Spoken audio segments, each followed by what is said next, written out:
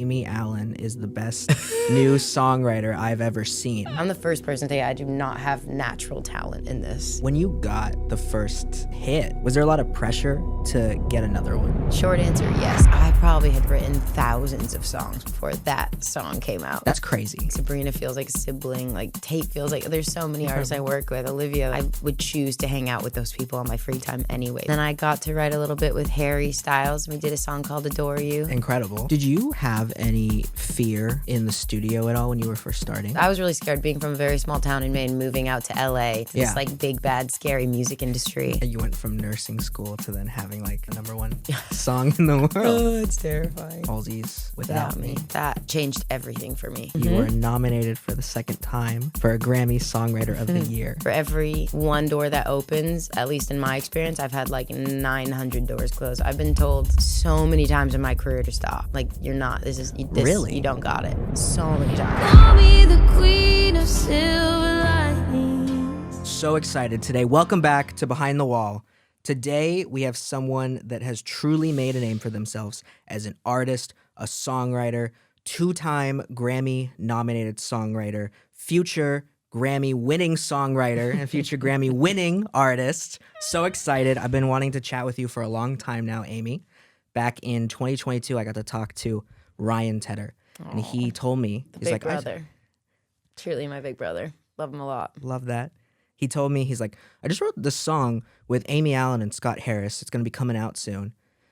And I'm really excited for it to come out. We'll see what happens. And actually that day, he played for me before it came out, 10:35. And I was like, this is going to be crazy. So I love that song. That was so fun. I'm so excited to chat with you today. You are someone who has truly made a name for yourself. I started this series to shine a light on the people and stories behind music, movies, and media. And you are someone who has truly done that in music. For anyone who may not know who you are, what are some of the songs they might know you from? The first song I ever had come out with an artist that was like on the radio was a song called Back to You that Selena sang, and I've always been a fan of Selena, so that was like something so exciting for me. And so that was the first one, and then I did this song called Without Me for Halsey. Incredible. And then I got to write a little bit with Harry Styles, and we did a song called Adore You. Incredible. Matilda. And more recently, I've done co-wrote with Sabrina on her whole new album, which was really fun. So like Espresso and Please, Please, Please. And yeah, I don't know. Insane. Every day, working all the time. Yeah, when I hear about all the different songs you've done, it seems like you have a real gift for making artists feel comfortable, to allow the creativity to come out. But where I do want to start, I want to go through all the songs, and I of course want to go through your artist project. But one of the things I always love talking about is this idea of like what an overnight success is, because there's no such thing. Nobody sees. Everyone just sees the success. They don't see the struggle and everything like that. Example: took me 150 videos to go viral, and then 3,500 videos to figure out what the heck I was doing. How many songs would you say you wrote until Selena Gomez Back to You came about? Oof. I mean, I've been in band since I was like 9 years old. I like played bass in my middle sister's guitar band for ages. Then I switched to guitar and I started writing songs around probably like age 10. So I probably had written thousands of songs before that song came out, you know, like all the time in my bedroom by myself, just like playing guitar, trying different new melodies and lyrics every day. So, I mean, I put in my 10,000 hours like 5 times over before that song came out. And then, but that was like pretty still early on into trying to write for other people. So that was like a new thing for me. And when that happened and that song had some success, I was like, I love doing this. I love the challenge of this, and like really getting to go into my own brain about what I want to say, but also tailoring that a little bit to what artists are saying, what they're going through. And I just like loved the melting pot of that emotion in my body, and trying, it's like a little bit of a game and a little bit of like a cathartic thing at the same time for me. So, I mean, I put in a lot of songs before that happened. And then after that happened, I started going even harder because I loved the feeling of having the momentum of that happening. So, yeah, lots and lots of songs. You talked about earlier joining a band when you were 10. What got you into music? I'm from Maine. Okay. And we lived an hour away from my school. So every day my dad would drive my sisters and I to school and home after like sports after school. And every day he would just play us like classic rock. So we were like very early on, from the ages of like 5 onward, schooled on like the Stones and Fleetwood and The Who and Led Zeppelin and Rush. And and then he also was showing us like Dolly Parton and Melissa Etheridge and the Indigo Girls. Like we were getting a lot of different music, but it was all pretty central to great songwriting and band, like live music, like being played live, like songs written for a band. So I loved that aspect of music. I loved the feeling of playing an instrument and being up on a stage with a bunch of people playing the show and playing the song. And that got me into writing songs just as a vehicle to kind of be on stage and be playing, because I loved that. And then once I started being in a lot of bands in like middle school and high school and onward, I realized that actually the thing I loved most was the writing of the songs. So then that kind of became a vehicle to then go back into like getting better at writing songs. And I would test them out by playing them on stage. And then the ones that didn't go over super well, I'd be like, okay, I need to revisit, retry something here. And yeah, it became this constant learning loop of like trying things in real time and then going back and editing, which was cool. Did you have any fear in the studio at all when you were first starting? I did this class in college, which I think was still the scariest thing ever, where we would be put into groups. The teacher was this songwriter called Cara DioGuardi. Yes. And she would put us into groups. Like Charlie Puth did it. A bunch of my friends that have gone on to have amazing careers have done this class that I was also in. I was the worst one in the class by far, because I was like, didn't know any music theory. I was failing all of my classes, so I was like holding on by a thread to even be in this class. But it was so scary because she would put us into groups of like 5. There'd be like 3 producers and 2 writers or something. And we'd have to write a song like that day and then play it to all of our peers, who were like kind of our competition, but also our friends. And we were wanting to impress her and also wanting to do something authentic. And that was so scary that by the time I actually got into sessions with like an artist and a producer, or a writer and a producer, I was like, there's only 3 of us. Like I only have like 2 other people that I really need to like get on board with. And so that instantly just felt like kind of home to me. And now I will not go back to doing 5 people in a room. My cutoff is like 4 people max, because I get a little bit like stimulation overload when there's that many people, to be like pleasing or to all get on track of the same thing that we're trying to navigate. But I don't know, I really quickly felt very at home being in a studio. I don't know if that's because I grew up with sisters that I was always playing music with, so I was really used to collaborating and putting myself out there, like being very vulnerable with my ideas. But I've always felt pretty at home there, which is nice because it's what I do for a living. So I'm happy about that. So the concept was, for the class, you got into with like 5 other people, you made a song and then you presented it to everyone? Yeah, they'd like print out your lyric sheets, you would like make the recording, write the song, and then play it and have like a show and tell, and everybody would play theirs. And get like very honest feedback in real time from your peers and from Cara. There's this like concept that I keep hearing from all these songwriters, producers, this idea of like daring to suck. Like have to. Yeah. Is that like a skill you had to develop? Yeah, I guess that's hints a little bit back at what I was saying about just like, I feel like because I had sisters and we all played music together, I kind of trained myself early on from just being like, this is probably going to be shit, but like, here it is, here's my thought. So I don't know. I feel like I've never been too afraid to suck, but it's a very classic thing where, just because I feel like I have this understanding when I'm in a room where I'm like, we're all going to say dumb things today. Like, there's not one person in this room that's not going to say something stupid. So, like, might as well get the ball rolling. I'll be the first one. I like always kind of approach it like that. But I'm pretty sure every songwriter I know, myself included, has like a little tagline that we all have. And everyone's is different. But mine is always like, I'll say, before I say an idea towards the beginning of the session, I'll be like, okay, not this, but... And then I'll say the line that I'm like, in my head, I'm like, it is this. I do think it's this. But my little like preface that I give to it is like a little disclaimer, like, okay, not this lyric, but something like, and then I'll say my idea. And every writer I know has one of those. Interesting. Every single one. we all have like a little tiny, like, I'm walking out on this lonely limb to say something scary. So I'm going to like, just like give a little disclaimer before I do it. It's classic songwriter vibes. When you start working with a new artist, do you have like a certain approach that you go about doing? Because you've worked with so many incredible artists. Everyone's so different, which is why I love my job so much, because every day is a completely different experience in the studio. I think as a rule of thumb, what I have learned, because I can be very like, I have the reputation of being very like, we're writing a song, let's get it done. Let's like work the whole time and not talk a lot. And I think it took me like a year or two to realize that the most valuable thing, especially when you're working with somebody new, is to have the time at the beginning of the session to really slow down and talk and get to know who you're writing with or who you're writing for.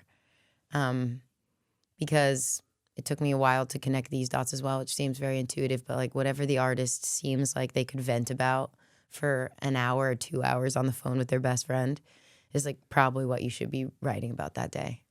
You know, that feels so obvious, but that took me a while to understand that, because I would go in probably being like a little bit of a people pleaser, being like, I have this idea and I have this idea and I have this idea, and like, do any of these resonate with you in any way? Instead of just like sitting back and being a listener and being like, what's going on? You know? Tell me about So it's definitely like an ebb and flow every day. Every artist is different, but I've become a much better listener in the process, I think. Sounds like it. Yeah, I mean, I'm trying. You talked about going to Berklee College of Music. You talked about I was looking a bit into your story. It sounds like one of your biggest mentors is Scott Harris. Mm-hmm. What's something you learned from him? And how did you end up working with him?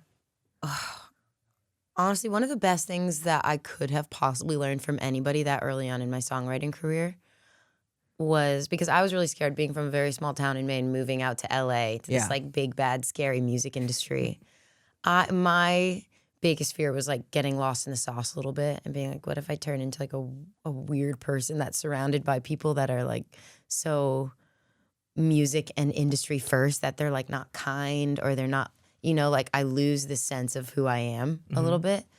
And I think Scott was so amazing because he's the perfect role model for somebody that's entering into the music world, because he has curated this circle of people around him that he works with and he does all of his, you know, writing and business dealings with, that are just kind, good people first.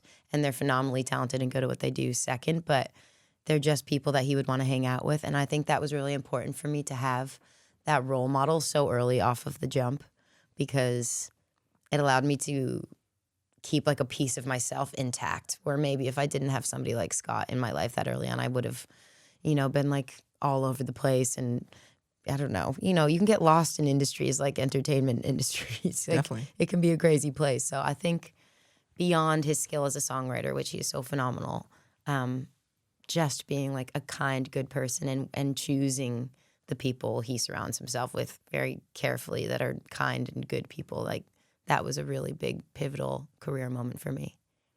What brought you out to New York in the first place? I did 3 years at Berklee. Yeah.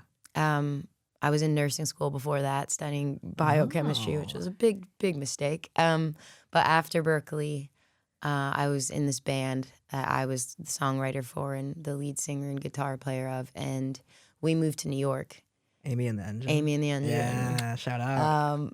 There was this like senior project thing at Berklee where a guy there had to do a senior project, and the project was to record a band. He like saw me play at a coffee house, and he came up to me and was like, I'd love to record you and your band as my project. And I was like, I don't have a band. And he was like, do you think you could find one? I was like, yeah, probably. So I like found one that day, and he played me some reference songs that That's he was crazy. like, I would love it. Cause I didn't even have a sound. I was just playing on guitar. I like didn't have like, you know, like a production sound. And he was like, I would love to make an album, like a Florence and the Machine album. So jokingly, I named the band Amy and the Engine, like just for his one little project that he was doing. And then it ended up being so fun to make, and I loved the guys that I had like found for this temporary band so much that we started sending these like CDs around to venues in Boston and started booking shows. And so then it just kind of stuck for my whole time at Berklee. I had this Amy and the Engine band. So anyways, after I graduated, was working at Lululemon in Boston, trying to like save up money to then move to New York. So then by the time I got to New York, the game plan was like take label meetings for this band and get the band signed. And I went to my first one. I don't even remember what, it might have been like RCA or something. And I went in and they were playing the songs like over speakers like this. I just remember sitting at the end of this like long table just being like, this isn't it. I need to get better at songwriting before I do this. Like I need to write better songs than what I'm listening to right now. And What did that mean exactly, better songs to you? I just felt like they were enjoying the songs. And I was just listening back to them being like, I mean, I'm so self-critical, which is maybe why I've had any type of success in my life, because I'm always pushing myself very hard to get better at what I do. But just listening back to the songs, I was like, I grew up listening to Stevie Nicks and to John Prine and Dolly Parton. I was like, I want to write way better songs than I'm writing. I need to learn how to do that. And I need to put in more hours to get better at it. And then very coincidentally, I met Scott Harris that week. And his full-time job is a songwriter. And I just like clicked with him immediately. And it became very clear to me that I was going to like dive headfirst into that. Did you know what a songwriter was before? I knew only in the sense of like going to school at Berkeley and we were all writing songs together, but I still maybe because like I said, I was failing out of every class, so I wasn't exactly like doing a ton of research as into like what my career options could be.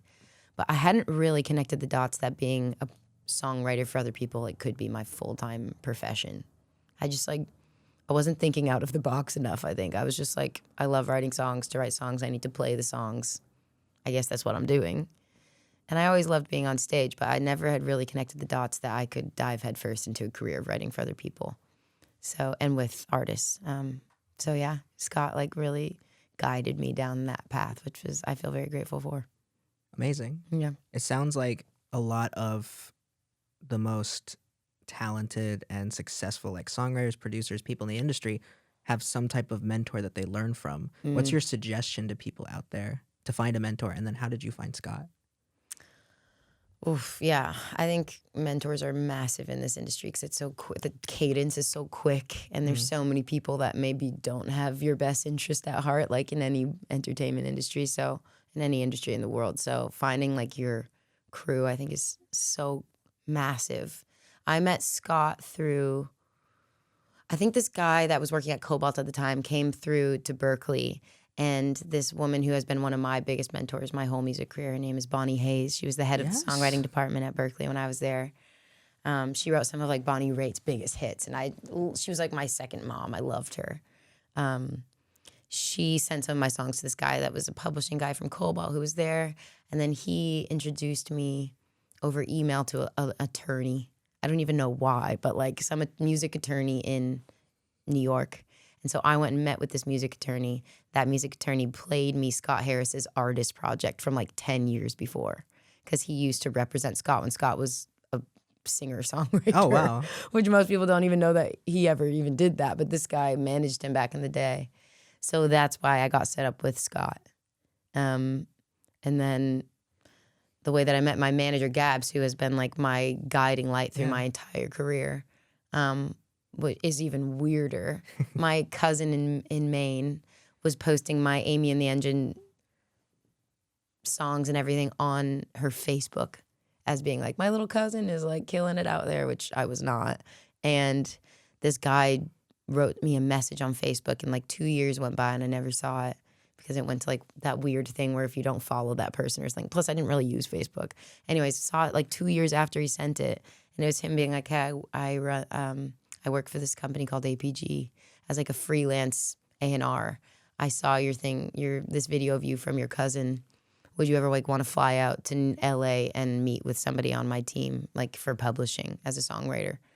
So I saw that like way later than it was sent, finally saw it one day, and then went out to LA and met my manager Gabs that day. And I've been with her ever since. Incredible. And I think for me, it was just so important to, like, of course, it's awesome to have somebody that has like a lot of clout behind them as a manager or as an A&R or something. But I think the most important thing is to have somebody that works as hard as you do, which Gabs does, works harder than me. I don't even know how. And having somebody that really believes in you, like as much as you believe in yourself, if that's even possible. Because I think it can be so easy to get like a little bit lost in the bright lights of like a big fancy manager or something that is managing all these massive people, but they don't really, they're not like dying to manage you. And I think it's way more important to go for the person that has the crazy work ethic and is like believing in you so wholeheartedly. 100%. And Scott really like instilled that in me from the jump. And I was just like so lucky to meet Gabs that way. So I love it. yeah. It's interesting you bringing up Gabs. I was listening to an interview you did last night with Gabs, and she talked about how Scott Harris sent a message to Gabs saying, Amy Allen is the best new songwriter I've ever seen. What do you think? Why do you think Oh, it's terrifying. Scott like sent that? What do you think about that session? What did you do differently? Scott was my first co-writing session. That's crazy. My first like out of college, not in 5 people in Kara Dioghiardi's class co-writing session. I don't know. I think hard work recognizes hard work. I think being like a pretty decent people person recognizes being a pretty decent people person. And those are like 70% of what makes a great songwriter, in my opinion. I'm like, the other 30%, you can learn it. You can get good at it. You can study the greats and you can get that great song. You just have to put in the hours. But I'm like, being able to be a good hang and to read people and to have being a listener, but also being able to like put your ideas out there is like something I don't know everybody necessarily has. Maybe because they don't want to have, or I don't know, maybe I have a high EQ because my IQ is through the floor. I don't know. But I'm like, I do for some reason have that in me a little bit. And I know that I work really hard for better or for worse. So I think, yeah, we just got on so well that day. And I think he knew I was really hungry for it. And I had just already written so many songs and I'd been in bands. So I knew my way around a bass. I knew my way around the guitar. I knew my way around the keys. Like I could like kind of ebb and flow, but I was not a great songwriter then. I've learned so much from Scott. Yeah, you started on bass, right? I did. I don't play it as much anymore, but that was my first instrument, yeah. What do you gravitate towards now? Guitar, all the time. All the time. Writing songs on bass I'll do once in a while because it forces me to like, it challenges me to, I don't know, to like lean more into melody, I guess, because it like locks me in a little bit where I don't feel as free as I do when I'm playing guitar. Interesting. So it like causes me to like focus a little bit more on certain things. But guitar is like my home when I'm writing songs for sure. So you start working with Scott a ton. And how many sessions would you say you're doing like throughout the time in New York? Are you doing like stuff every single day? Are you writing like so many songs, just getting reps in? Yeah, I don't know. I'm trying to remember. I was only there for a year. So I think I probably was trying to do 5 sessions a week. But I also remember like I had no songs to my name. So I remember there were definitely some weeks where I was like, Gabs was trying to put me into sessions back then. Scott was too. And like, I definitely remember having days where I just sat on my bed in New York and was like trying to do shit by myself on weekdays. So I'm sure they were trying to get me into sessions and everyone was like, no, like she has had nothing come out. Like we're not putting her in this session. But I was trying to write 5 days a week for sure. Whether or not I was with people every day or by myself, I don't fully remember. But I was trying to hit the ground running for sure. And now when I go back to New York, I'm like, I love New York so much. And I didn't enjoy New York when I lived there because I was so like tunnel visioned on trying to get my career off the ground that I like didn't fully experience it and enjoy it. And now I go there and I'm like, let's go, making up for lost time. During that time period, you talked about it earlier, Selena Gomez, Back to You, comes about. What did that do for you in your career?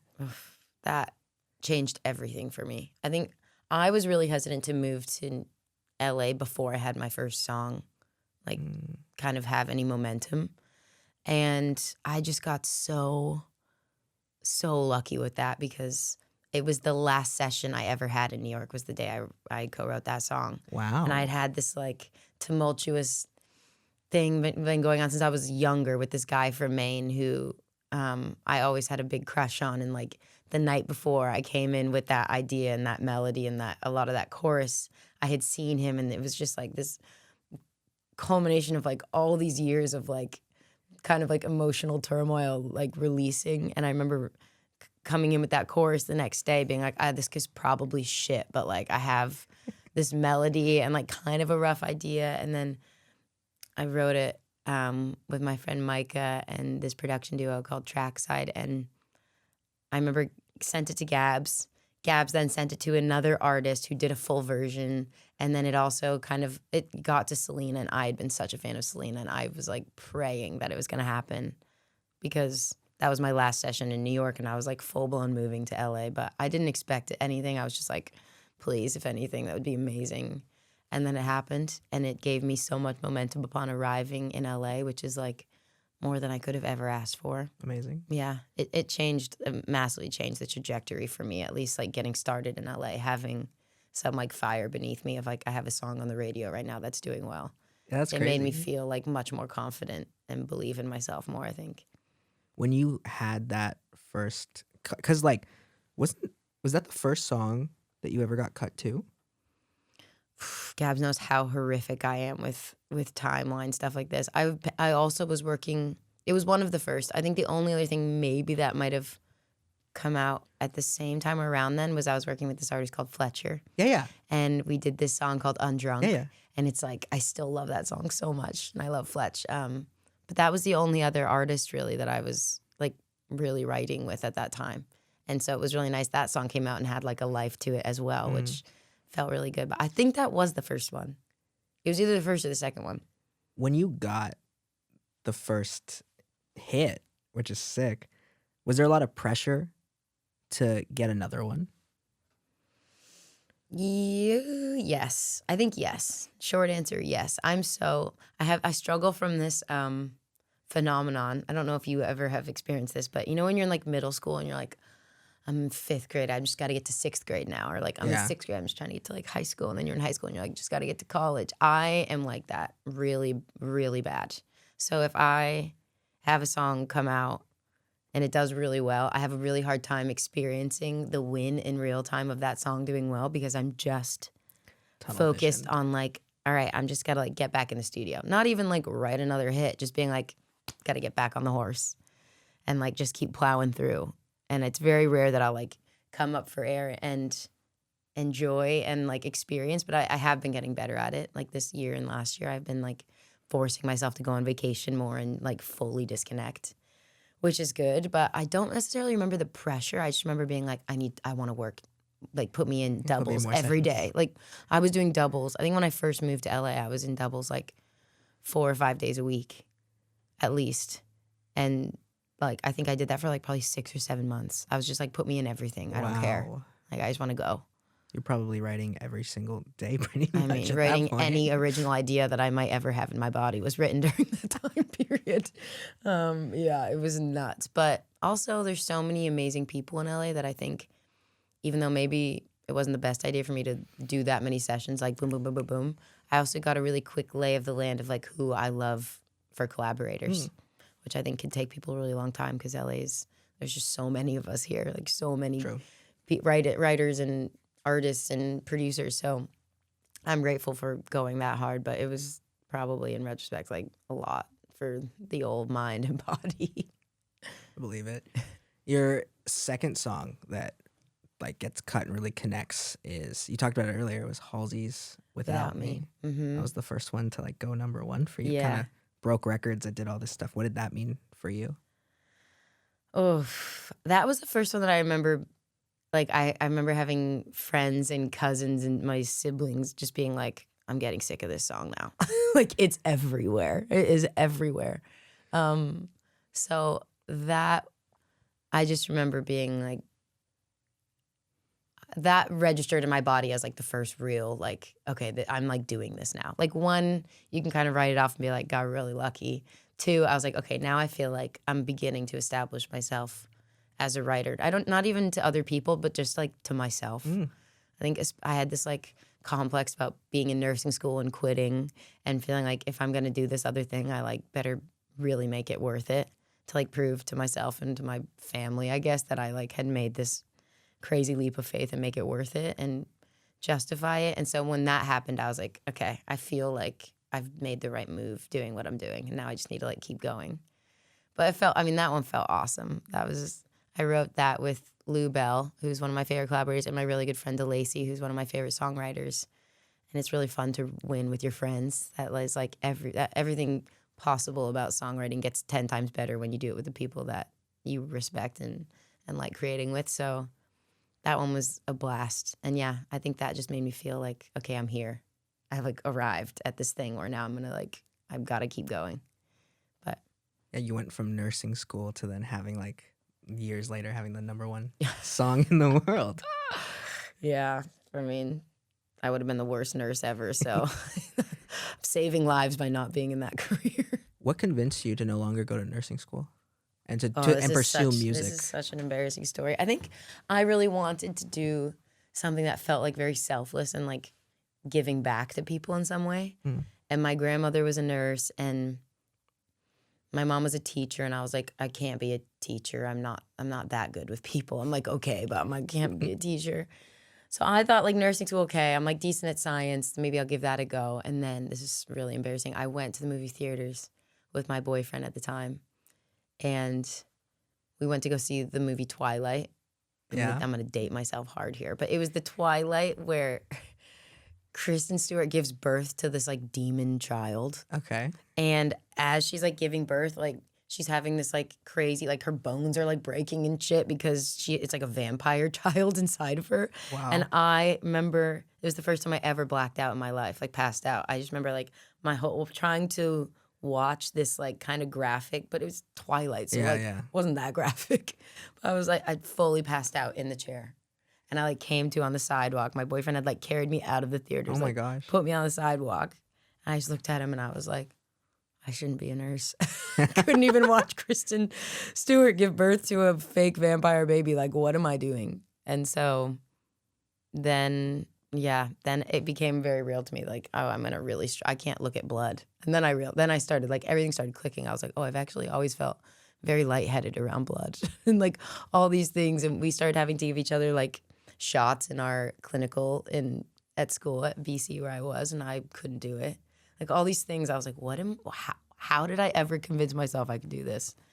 So, and I just missed playing music. I was like in an a cappella thing all of a sudden, and I was so bad, like terrible at a cappella.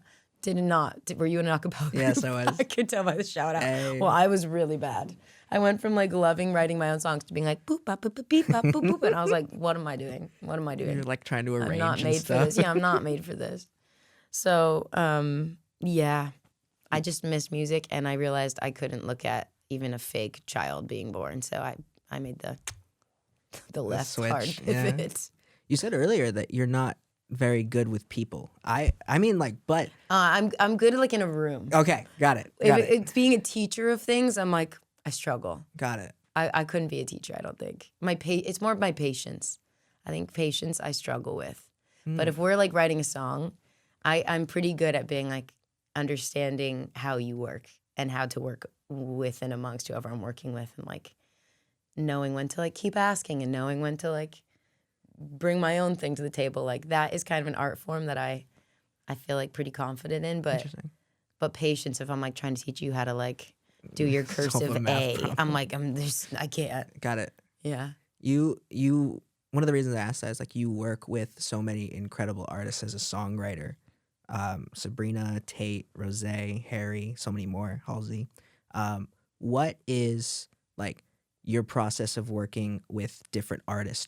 Are you kind of like a shapeshifter and you kind of like move between, or do you kind of like approach it the same way every time?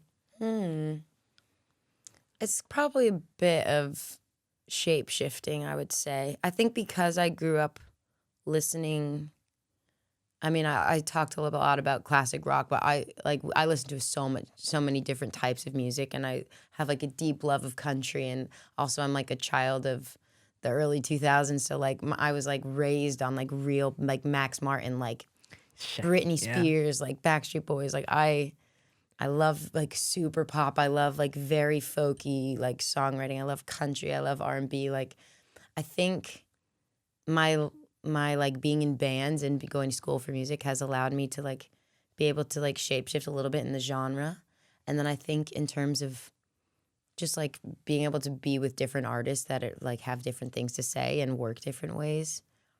Honestly, probably just being like one of 3 girls, and always being like a listener to my sisters, and just having to like kind of fill in this like negative space of, you know, when it's my turn to talk and when it's not, I think is something that's kind of just been like ingrained in me. But like I said, every artist is different. Like it's a learned skill for sure to be able to navigate the different types of energies and personalities and genres. And, you know, some artists are like incredibly musical and some like are less, but they have incredible stories, and they'll come in and be like, this crazy thing just happened to me today, which is as inspiring to me as if somebody can like play 15 different instruments, you know? It's like being able to find where the inspiration points are in each person is something that I get really excited by. Interesting. Yeah, it seems like a lot of the artists you work with, you're like actually friends with, which is kind of cool. Just seeing like the videos that come up and everything like that. Yeah, I'm lucky to work with so many amazing artists that feel like Sabrina feels like a sibling, like Tate feels like, there's so many artists I work with. Olivia, like I would choose to hang out with those people on my free time anyway. So it's just like such a bonus that I can get in there and like write vulnerable, emotional, and also very fun music with them. It's like, it's awesome. I love it. Yeah. One of your bucket list artists to work with, was it Harry Styles? Was that one of them back in the day? Yeah, I mean, it's hard to be somebody of like our generation and not be like, holy shit, Harry Styles, One Direction, like, whoa. I was definitely nervous for that session. The first time we worked, I was like a little bit petrified. But he's the best. He's so incredibly talented, and he's amazing with people, and I instantly felt comfortable. And I was in there with my friend Tom, who goes by Kid Harpoon. Yes. And Tyler Johnson. Yes. Who made me feel like so welcomed and so comfortable. And yeah, there's like always a moment of being nervous when I'm working with anybody new, where I'm like, I want to put my best foot forward, and I want them to feel comfortable with me, you know. So it's always like a little bit of nerves, but I don't know. I feel like once you've been doing it for around, I guess like 6 years or 7 years I've been doing it now, I'm getting more confident in myself to be like, any artist you put me with, I'm like, give me like 20 minutes and we'll find like an even, you know, we'll like find somewhere where we meet like personality wise, and then we're going to be good. So it just takes a second sometimes, but Harry was like instant. Love that. Loved him. Felt very great and comfortable. Yeah, one of my favorite songs is Adore You. I think it's such a great song. Oh, Absolutely thank love you. it. I love it too. What did that like session feel like, and how was it like to approach that song? That was just, my mom always tells me about that song, because she was like, I think moms is like a very mom thing to do, but I had so many songs come out that were pretty sad up until then. Like Without Me was like pretty emotional. Back to You was like pretty sad. Yeah. Like there was a lot that I had come out. Undrunk was like kind of like a little bit fucked up and sad. And so when that song came out, I remember her calling me and just being like, thank God. Like a happy song. I feel like you're in a good place. You know, I'm like so happy that you're like putting a song out there that you've helped co-write that is a positive, fun message. And I think I feel really grateful now, because for some reason I always felt like songwriting, I needed to, like if I didn't make somebody feel like they wanted to like cry, I felt like I hadn't done my job. And Adore You was the first song I ever had come out that I was a co-writer on, that made people want to like dance and feel good. Like the rest of the songs I'd come out before them were like pretty heavy, like I said. And so I think that was the beginning of like a light bulb going off in my brain, where I was like, okay, it doesn't always have to make somebody want to like cry their eyes out. It can make somebody dance. Yeah, have so many different reactions to it. And I'm really grateful for that being like a small turning point, because now getting to create an album like Short and Sweet with Sabrina, I'm like, she's so endlessly, can be like so serious and vulnerable, can be so funny, can be all these different things. And I don't know if I would have been able to meet her at the place to co-write some of those songs if I didn't know that I had it in me to start writing like fun up tempos. Yeah. You know, I think as a songwriter, we feel like we only do one thing or another thing. And so I was really grateful to have that moment. So then years down the line now, I could help be a part of some of these songs that are like witty and fun and make people want to dance, but are also emotional and all the different things. So that's been a learning curve for me of how to like navigate all those different emotions and still make meaningful music, I guess. Amazing. Yeah, Sabrina's been like in this industry for so long, for like 10 years working. Mm-hmm. And then like in the same way that you have been Mm-hmm. as a songwriter and everything like that. Um, I know. Honestly, that's one of my favorite things about her is her work ethic and her drive, and how long she's been at it and like proving time and time again that she's here to stay. And it's so exciting to see somebody that has put in, like we were talking about earlier, like their 10,000 hours, like 10x, and it paying off in like such an explosive way. And it's such a testament to like timing is everything. And when you put in the work to get yourself prepared for that moment, if you're really prepared, it can just like take off. And so as her friend, first and foremost, I'm so amazed by her that she like, can have this massive impact because she's worked so hard for so many years. It wasn't like this stroke of luck of some cool song, Yeah, yeah. And it seems like the thing that like really pushed her to that next level was showing off her personality more than anything in songs. Nonsense outros. Yeah. Showing off the different things of like who she is, and then even seeing like your guys' sessions together, it seems like you all just have fun while making music. Do you say like that's your approach when you try to like make songs now? I think it's a much bigger part of it now. That's cool. I've like really had to learn that. I think I was just listening to my friend Julian Benetta's. Yeah. He did one of the And the Writer Is podcasts, and he was talking about like, when you've been doing it for as long as I've been doing it, like what is the point if you're not going in and having fun? Yeah. Like why are we still doing it? Like our jobs as songwriters is to make people feel something. And if you're not going in and feeling something in the moment when you're doing it, like how can you expect other people to?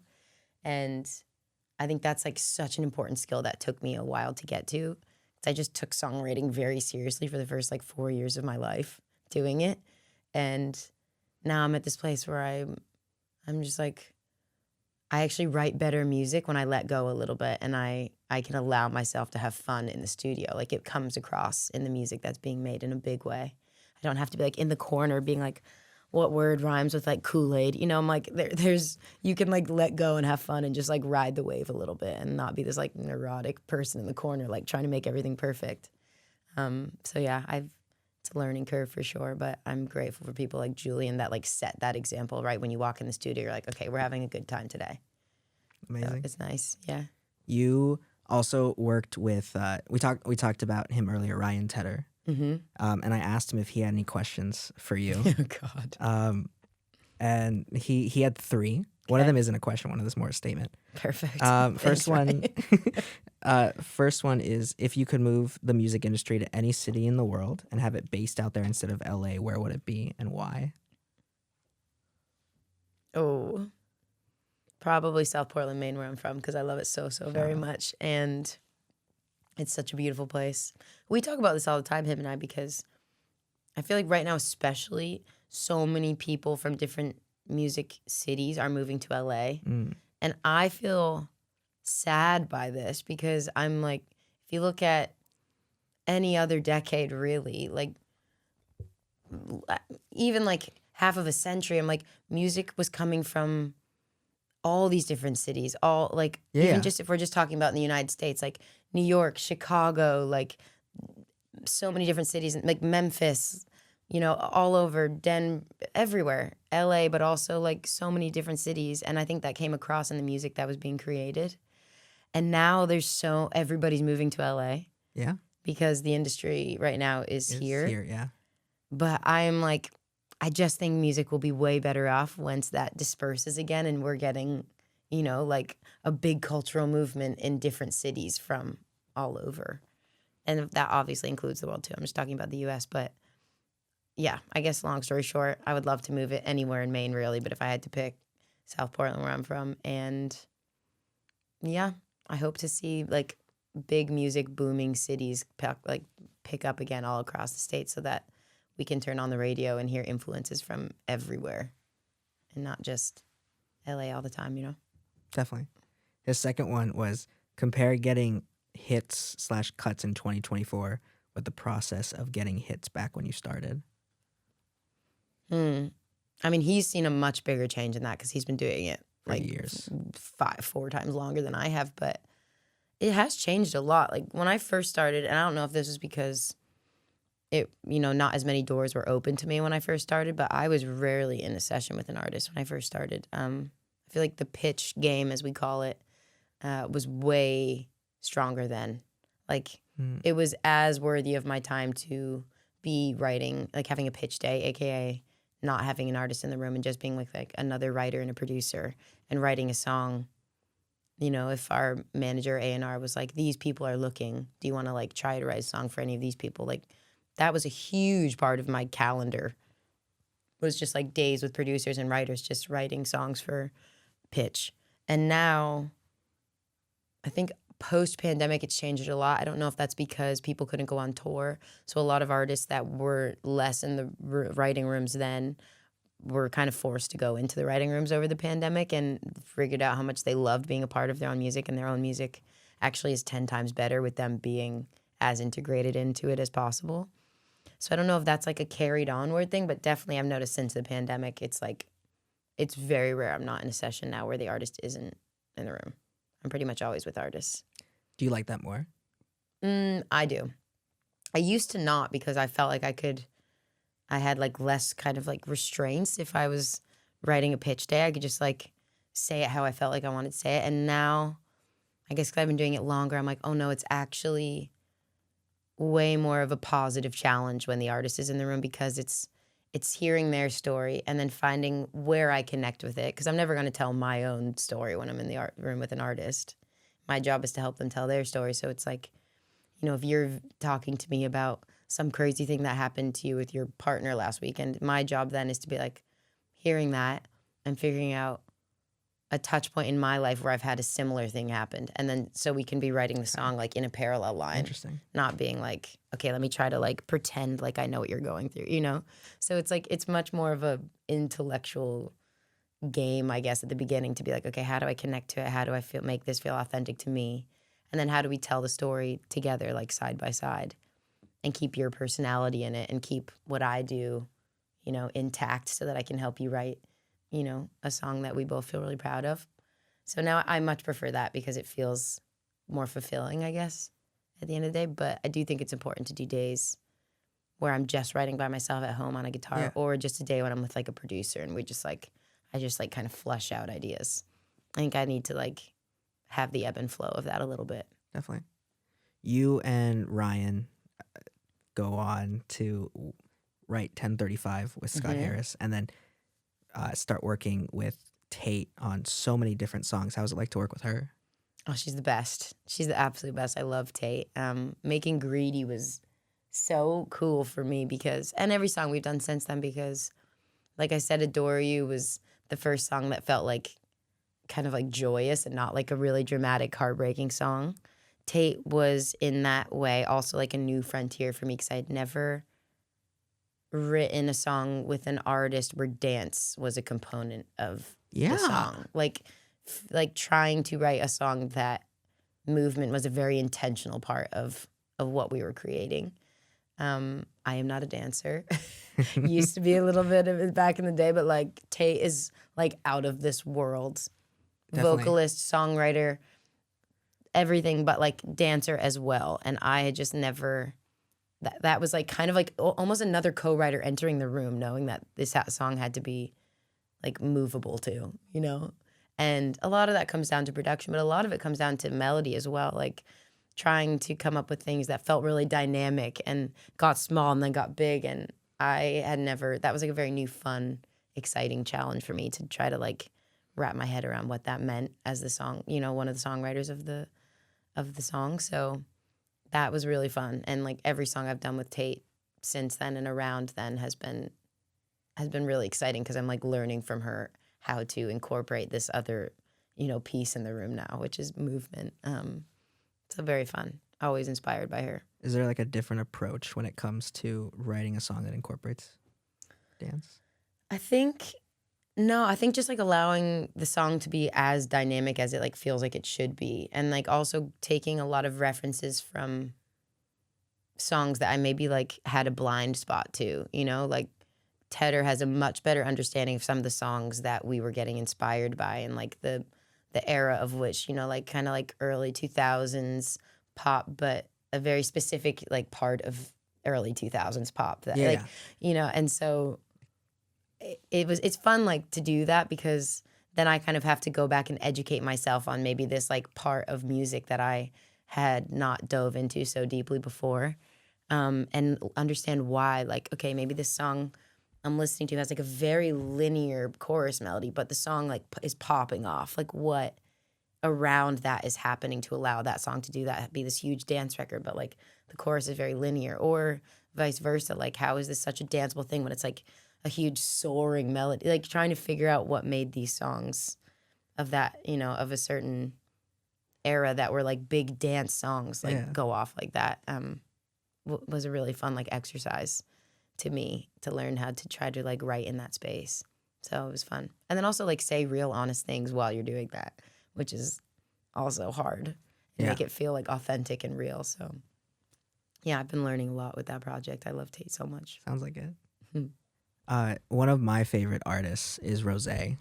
Oh, I absolutely love everything she's done with Blackpink. I absolutely love everything with On the Ground, and of course APT with Bruno Mars.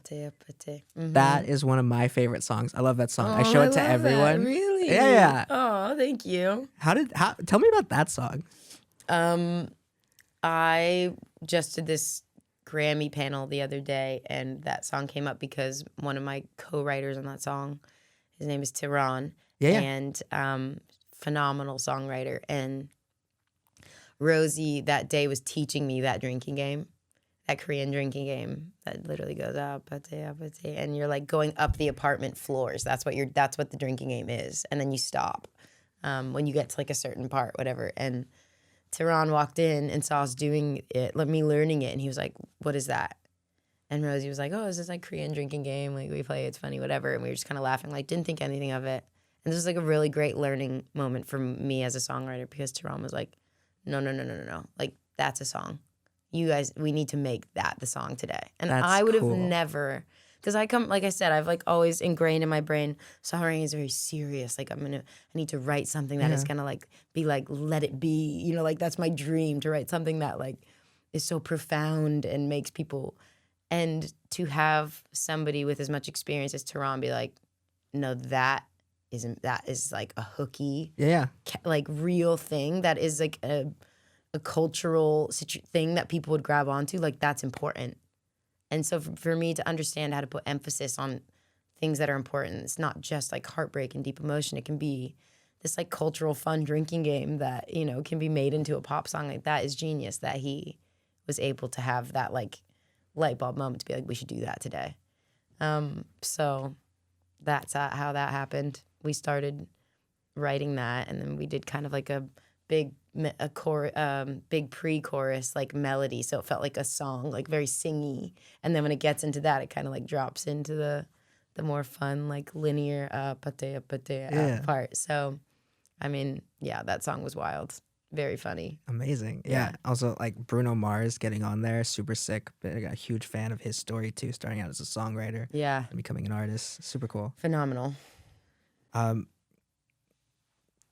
You said that you did a Grammy like panel this upcoming year. You were nominated for the second time for a Grammy Songwriter of the Year. Incredible. Thank you. I'm rooting for you. Thank you. What would it mean to you to win that? I think it would feel amazing. It's only been a category. This is the third year. Yeah. So I think it feels already amazing that it's a category to begin with, because obviously I'm sure you know there's like so much movement moving forward about like songwriters' rights and visibility and speaking out on how, you know, songwriters are such an integral part of the industry but aren't always treated that way. So I think it's really important for it to be a category at the Grammys now, and to be nominated now for 2 years of the 3 years feels like such an incredible honor to me. The thing I'm most excited for is that my whole family is coming out from Maine for it. So I'm like, they did that the first year I was nominated too, and I got to take my sisters to like some of the parties that week, and it makes me feel really good because I'm far away from home doing what I love out here, and I feel really like disconnected from my family a lot of the times, even though I talk to them every day, just being that far away. is tough. But having moments like this in my career where I'm like able, like I've told you, it's hard for me to like take a beat, and even if I don't win, be like, this is such an incredible moment Definitely. for me and for my whole family, because you know they've been along for this journey with me the entire way from when I was like learning to play bass at 9 and supporting me the whole time. So it's almost like as much for them, I feel like, as it is for me at this point. I feel just like very grateful to get to have that moment with them. But I mean, it would be fucking sick to win it, obviously. And it would be incredible.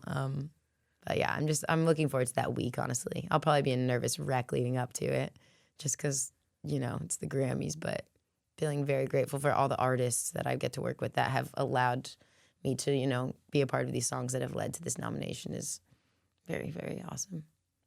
We talked a ton about your songwriting, Mm-hmm. but you started out as an artist and you found did. your way back to becoming an artist. Mm-hmm. Tell me the story of what led you back to become an artist. I think it's always been really important for me to write songs for myself by myself. Like that is how I started writing songs. That was how I fell in love with music. And so I think that's always been a part of my process, like to be able to write the best songs I can for and with other people. I think it's really important for me to spend time writing by myself and getting those songs just like out of me and really like being able to craft in my own time alone, getting better at, you know, writing the most like coherent song. Like when I have emotion, figuring out how to take the steps so that if one line wasn't in the song, like the whole song would fall apart. Like really, like I love songwriters like Tom Petty that like, Yeah. it's very simple. But if one line of like so many of his songs, like Wildflowers, if that was like taken out, one line of that, like the whole song doesn't mean the same thing anymore. Like each line really builds on the next one. And sometimes because songwriting sessions can move so quick, it's kind of easy to keep pushing forward. But when I'm just sitting by myself and really like honing my craft, I can get better at that, and I can like feel myself connecting dots where sometimes I might not be in sessions when it's moving so quick. So I think this album that I've put out now recently, which is my first album, was mostly like the song spanned like 6 years. Wow. It was really like when I first moved out to LA, I started just like because I love writing songs, just like writing songs by myself on my couch at nighttime when I get home from sessions, or if I had a day off, rarely I would like pick up the guitar. But I don't know, I think it always has just felt really important to me to like, when I am an old woman one day, be able to play songs that were really meaningful to me back to like my grandchildren and my kids, and be like, these were important to me then and they still resonate with me now. And I think it's really important for me to have those be songs that were just intimately my own and not songs I was helping tell somebody else's story with, you know? And so I think that's been kind of the mission statement for me. It hasn't really been this like deep desire to get back on stage and to go on tour. It's more been like looking after my own emotional, like where I am, and wanting to preserve that as like kind of a time capsule, and like have a body of work that as I get older, I can keep going back to it and be like, oh, that's where I was at that point. Exactly. Like unfiltered, not having to take anybody else's emotions or stories into account, and just like really tell my own and have those. That's kind of why I put the album out. And it was really cathartic. You know, I really didn't know how much I needed it until I started, you know, compiling the songs and realizing even songs I'd written like 6 years ago, I still felt very deeply for. And I think it just like reminded me how important songwriting is to me in general. Like how much I use it as a way of self-expression, how much I use it as a way to grieve things and process things. And yeah, it kind of like grounded me back in like the bedrock of why I love to do what I do. So we'll see. I don't know when I'm going to do another one, but I'm sure I will at some point. Yeah, it's a lot of the songs you write with others, like the choruses are just like almost seem like the perfect catchy melodies, but the songs that you write for you seem very personal. Mm-hmm. Is there like a different process when it comes to writing a song for you? Yeah, I think that says a lot as to me not taking like a swing at being this like big pop artist, because when I do my own things, I always write it as like it's a poem. Like I write it from the beginning as like a through line. And when I write with and for other artists, it's normally with a pop artist or something that the aim is to be on some type of like radio format, whether it's like country or pop or, you know, wherever it may be, dance.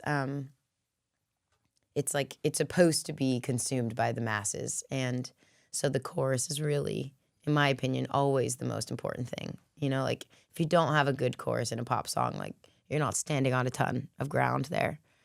But my stuff is meant to be what I said, like meant to get an emotion out in a way that feels freeing and cathartic and as honest as possible. And sometimes that doesn't mean writing like the biggest chorus possible. It means just like starting from the beginning and like working my way through. However that means I get to the end. I don't, it's different with every song.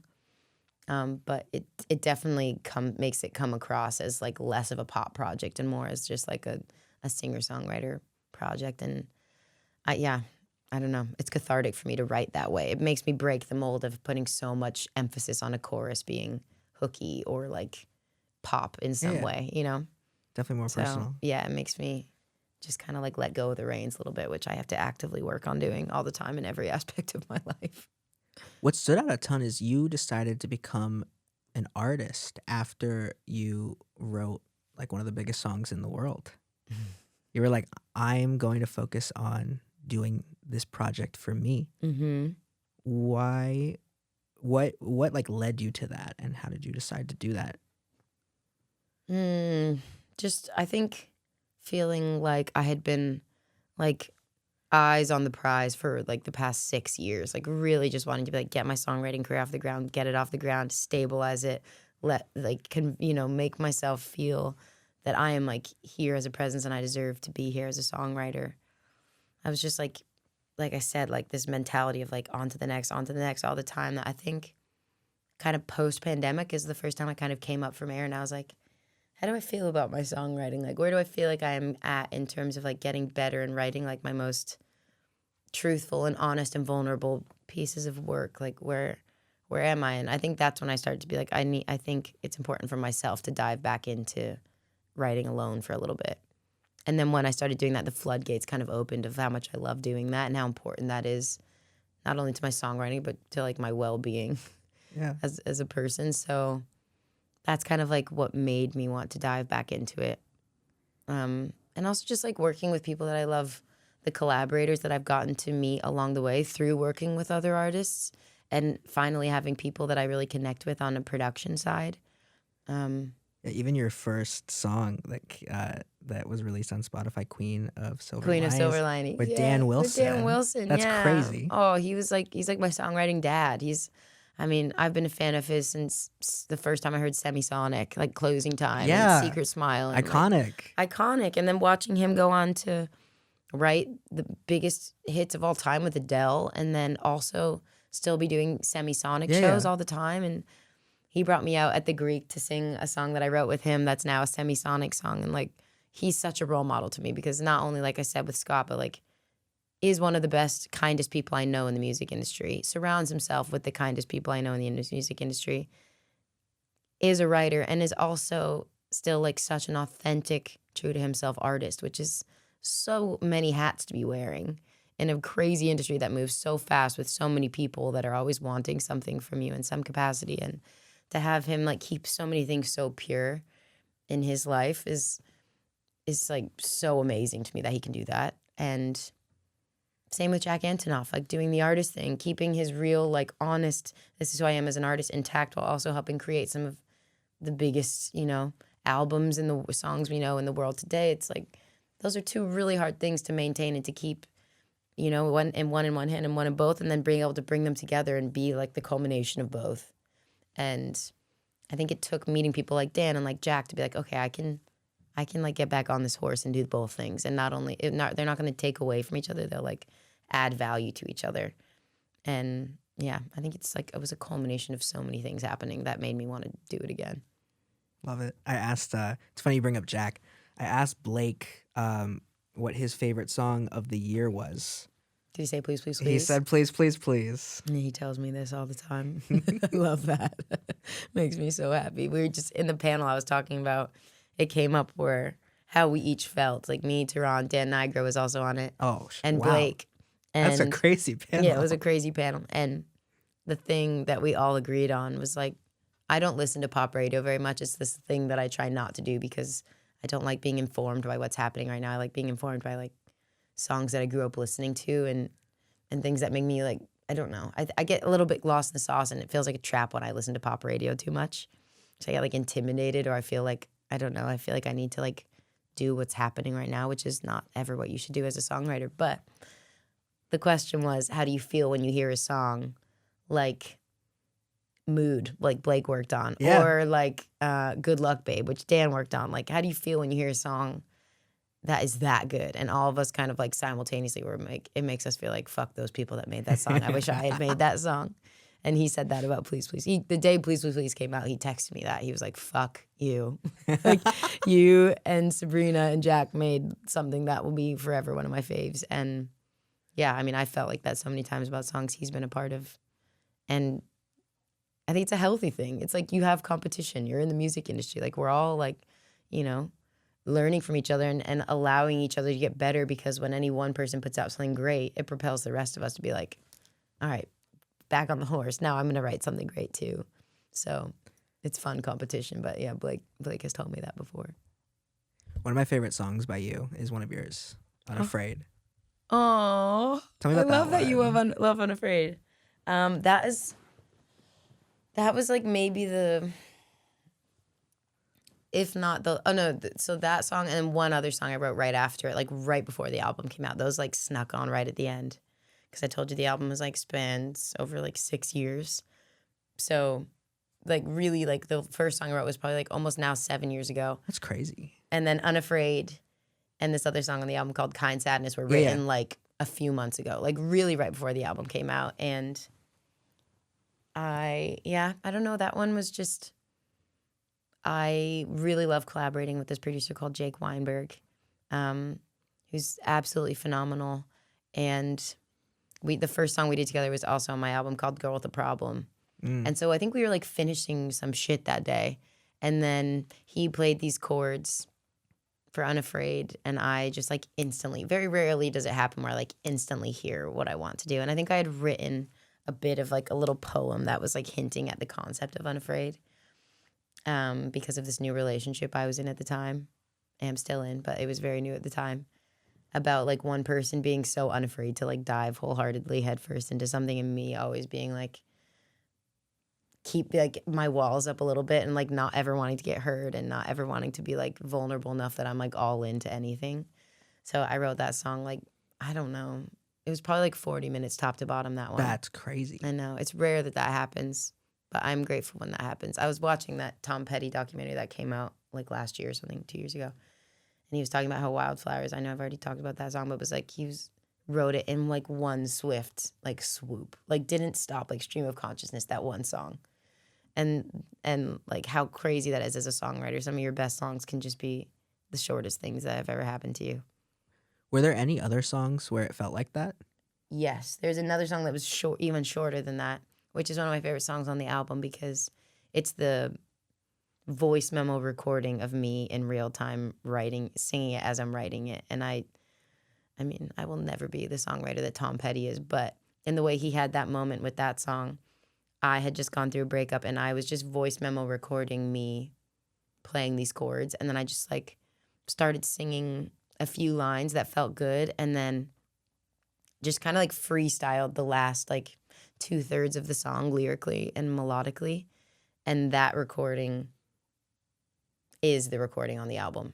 I tried to reproduce it like so many times. There's a siren going by at the end because I live in Venice and there's always fucking sirens going by my house every 2 seconds. But that is the recording. And Jake and I just like doubled some guitars, and I doubled my vocal, like singing it on top of it after. But like that whole entire audio is just like the raw voice memo of the day that I was writing it. So that one was shorter. That was probably like truly, I don't know, 10 minutes. And it's one of my favorite ones on the album because it's like so pure. And I never would have that moment if I'm always in the studio with an artist, which is why I mean, like, as much as I love writing with artists and it makes me a better writer all the time, it's like, it's really important for me to like open the door to having a moment like with that song called Break, where I can just like sit down and sometimes something just like comes out of nowhere. And I feel really grateful for that. Yeah, I would say what's interesting is you're one of the, I'd say you're one of the most, not even one, you're the most successful songwriter of the year. My opinion. Anyone can say whatever they want. That's my opinion of this year. But what's interesting is like I'm sure you have so many people reaching out to you wanting to get in sessions, but you've like gone out of your way to make it a priority to make music for yourself. How do you make that a priority when you have like the biggest artists in the world reaching out to you? I mean, Gabs knows it's a struggle. It's hard. It's like a really big exercise in restraint of being like, I have these people that I've always dreamed of asking me to be in the room right now, and also wanting to put my best foot forward when I'm in the room with them, and knowing that sometimes putting my best foot forward means saying, I can't right now because I need to take some days to like be in my own thing and like work by myself, or if I'm like finishing something and I'll be too distracted to jump into that, or I've been traveling too much and I just need to like have a second. It's been definitely like a lesson for me that even though saying no like breaks my heart in so many ways sometimes, it's the right thing to say until I'm like fully ready to approach that session in the way that I know I can like kill it and be my best self in it.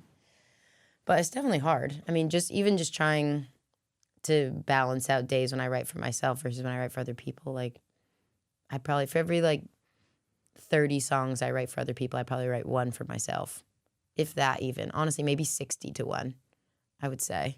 So I need to get better at allowing myself even more time. But I mean, I don't know. I just like writing with other people so much. It's hard. I'm like, I would rather be in a room with other people than by myself. You know, it feels like going to the gym sometimes, sitting down. When you like sit down with a blank canvas and it's just you there, it's so scary sometimes. It's like, where do I even start? It can feel like, like going to like a HIIT class or something. I'm like, oh, I don't want to. But then when I do, I'm usually always glad that I did. So I don't know. I'm learning the ebb and flow every day. It's an ongoing journey for me. Sounds like it. One of the songs you made has become a huge viral sensation with a parody. Espresso. Oh, yeah. Also, wait, the SNL bit? Yeah. Oh, it's so funny. I loved it.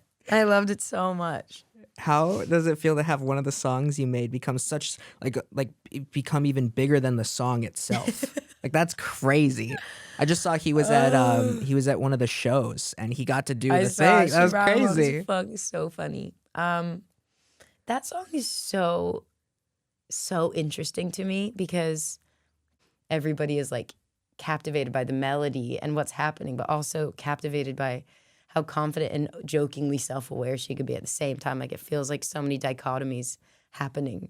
And I think it's funny to watch SNL where there's like this parody of a song, but it's also like so undeniably hooky that it's like you can't help but love it. It's like, I don't know, I love it. I think it's hilarious that they did that. And I think I like have watched that so many times. I think it's hysterical. You know, when I started this series, Amy, it was to shine a light on the people and stories behind music, movies, and media. But as I've continued, it has evolved into this to inspire every underdog to go for it. Love. What is your piece of advice for anyone out there who wants to get into the industry as a creative, songwriter, artist? Because you've been all of them. I would say you have to love it more than you ever would think you'd have to love anything. Because for every one door that opens, at least in my experience, I've had like 900 doors close. I've been told so many times in my career to stop. Like, you're not, Really? You don't got it. So many times. As an artist, as a songwriter, so many times. And I think maybe because I grew up in a very athletic, like competitive family, that only fueled me to want it even more and to like prove to myself that I can do it. And I would have never been able to keep doing that if I didn't love it like purely as much as I loved it.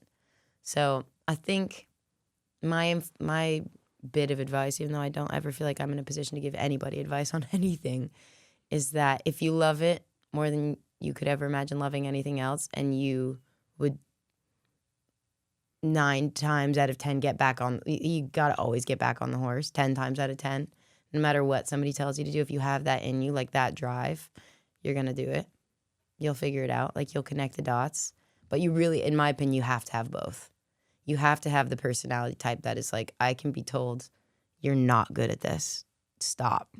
And be like, yes, I can. Like, you have to. And not even from a cocky place, but just from a place of like, I'll work harder than anybody I know to get there. Like, I'm the first person to tell you I do not have natural talent in this. I look back at videos of me in like high school, and then I watch videos of like Billie Eilish when she's that age, and I'm like, why did I ever tell myself I could Even like do Ocean this? Eyes at like Oh my 13. God. Yeah, literally. It was, 13. What am I even saying? 17. I'm like, I was the kid that was like singing and playing guitar at like the school talent show, and the parents were like, like that vibe. I was not Billie Eilish Ocean Eyes. So I don't know. I think if you have good work ethic, anybody can do it, but you really got to love it. And you got to know that you're going to work hard and people are going to tell you no. That's kind of the only advice. And use it as fuel. It sounds Use it like. as fuel, 10,000%. Or it's not for you because you get a lot of no's in this industry before you get any yes, in my experience. I think a really important piece as an artist and a songwriter is like your why. Why do you keep going as a songwriter and an artist? Mm-hmm. Like, I think my why, and which is why I always keep going back to writing songs for myself, is that I remember the feeling of when I was younger, couldn't wait to get home from school to pick up a guitar and to write my thoughts down and to try to sing a melody to those thoughts. Like, I remember that was like, I felt like the world would be ending some days, and that was like the thread that was keeping me holding anything type of shit together that I had. And now I'm going into rooms with like huge, amazing artists, and it's so fun, and it can be like, feel like it's a dream job someday that it's not even a real thing. Like, I forget that it's even a job some days, and other days it's really hard, and I feel like I haven't seen my family in a long time, and I've been between like London and Nashville and like working so many hours in the day to like make songs that maybe that week I don't feel fulfilled by at all.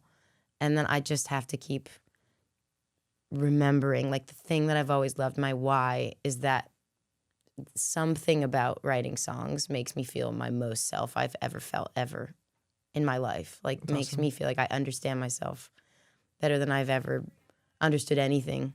So I guess that's why every song I write is just trying to get back to that like feeling of being the little kid, like writing songs again, and just remind myself how much I love it.